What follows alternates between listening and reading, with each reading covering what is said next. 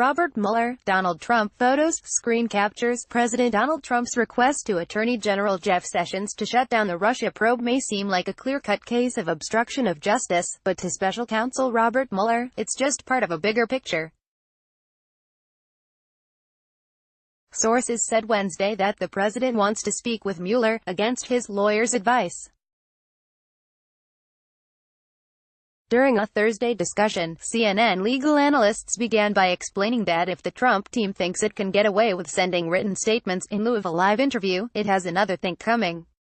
Former federal prosecutor Renato Mariotti called such answers essentially useless because they've been pre-digested by attorneys. One thing they really need to put a bow on is their intent here, said Laura Coates. We can all surmise and guess about whether or not the president's contextual clues about the perceived witch hunt. She explained that Mueller needs to know if Trump had the corrupt intent to impede or influence or undermine this investigation.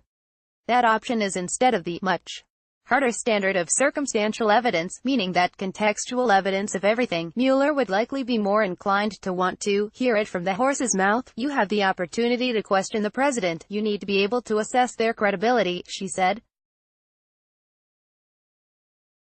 Look them in the eyes, have a gut reaction, and compare it to what they have already written. She noted that Rudy Giuliani seems so concerned about a so-called perjury trap. However, if they put together a written statement, it puts Trump in a position to have to verify all of those claims his lawyers outlined. Mariotti outlined the circumstantial evidence. However, he now believes that he has seen all of the evidence needed to justify an obstruction charge. All of the evidence that we have seen of the president's intent, not only the firing of former FBI Director James Comey, pressuring the Attorney General to recuse himself, telling White House counsel Don McGahn to fire Robert Mueller at one point, and just all sorts of statements by the president, angry about the existence of this investigation, and very much desiring to help Michael Flynn and others. He explained that there is a variety of evidence that shows the president's intent was to undermine the investigation before his tweets were even part of the equation. Trump has made the argument in the past that it is under his purview to fire whomever he wishes, but Mariotti explained just as he can't fire someone for their race or religion, it's to fire someone to impede an investigation.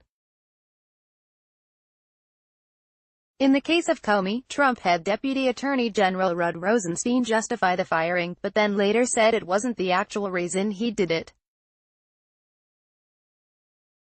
Coates said that when people are arguing about the form and not the substance of what you're doing, you're playing a losing plans game. Ultimately, Coates explained that no prosecutor would let the investigation conclude merely because he or she found proof of obstruction of justice. She surmised that Mueller is merely continuing the investigation in its entirety. Asha Rangappa explained in a later segment that a single tweet couldn't be used to charge obstruction of justice.